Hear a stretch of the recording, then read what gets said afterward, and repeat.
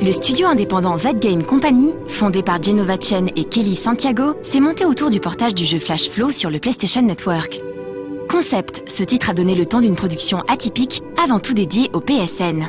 On pense au superbe Flower, où l'on incarnait le vent balayant d'immenses prairies, issues des songeries de fleurs en pot placées sur le rebord d'une fenêtre d'immeuble.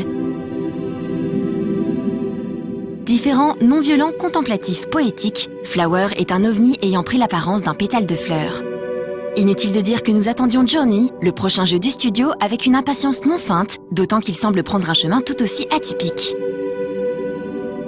What we try to do with all of our games is provide an experience that you don't get from other games. Our previous titles did this, and Journey is no exception. So with Journey, one of the things that we're trying to do is create a space where you're not thinking about action or points or killing or winning or losing or any of that.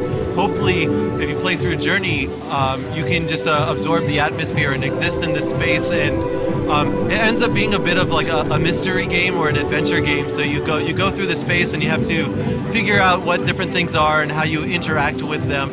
One of the things we're trying to do with this game specifically is communicate this emotion of I guess this contrast between you and what's around you.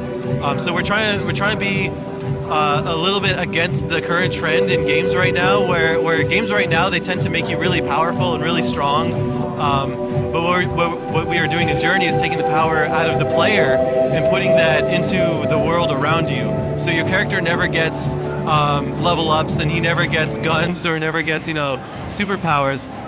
It's really the world around you that is just very massive and very vast and expansive.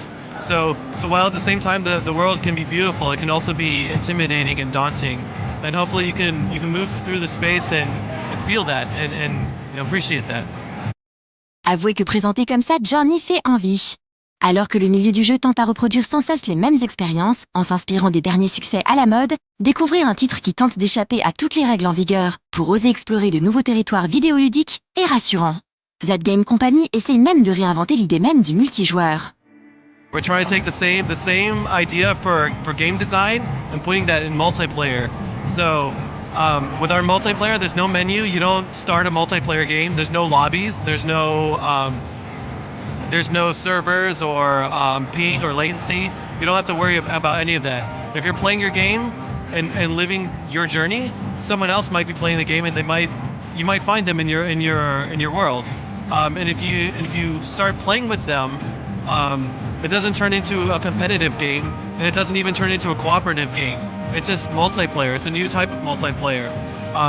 So in most games, when you play multiplayer, you're still thinking about the game. You're still thinking about the points and like, oh, how am I going to win for my team? And oh, I got 5 points and he got 5 points. Or oh, I'm racing this guy and I want to get to the finish line. What we're trying to do with Journey is make it so you're not thinking about the game or the objective, and instead you can focus on the other people, like really focus on the people. And you put in the space and you don't have to do anything with them. If you want, you can ignore them and you can play single player. You can just keep going. But if you choose to play with the other person, then hopefully our hope is that you can have a more genuine multiplayer experience. S'ils décident de jouer ensemble, un groupe de joueurs pourrait ainsi faire fructifier une énergie commune pour en tirer quelque chose de positif, comme la possibilité de sauter un peu plus haut par exemple, ou d'avancer un peu plus vite. Les interactions possibles seront volontairement minimales. But really, what happens with the multiplayer is you can choose to explore together, or you can choose to, maybe you can try solving one of the puzzles together, or you can just move, or just sit down and enjoy the scenery together. So really, we're thinking about it as more of we're designing an interactive space instead of a game. So it's we look a lot at theme parks and museums and hiking. If you go hiking, you might come across someone else who's hiking, and if you want, you can walk together for a while or hang out with them. But if you don't want to, you can say hello and keep going. So it's we're more trying to create a new way of experiencing other people, something you don't normally get in games today. Bon, espérons que Journey reste une expérience ludique et pas seulement sociale. Mais le discours tenu par ce game designer lors de l'E-Cube 2011 a de quoi intriguer. À l'image de Journey d'ailleurs, que l'on ne parvient jamais à saisir complètement, comme si le mystère qui l'entourait le rendait immatériel. Dommage que le mystère qui l'accompagne touche également sa date de sortie, qui se limite à un vague 2011 sans plus de précision.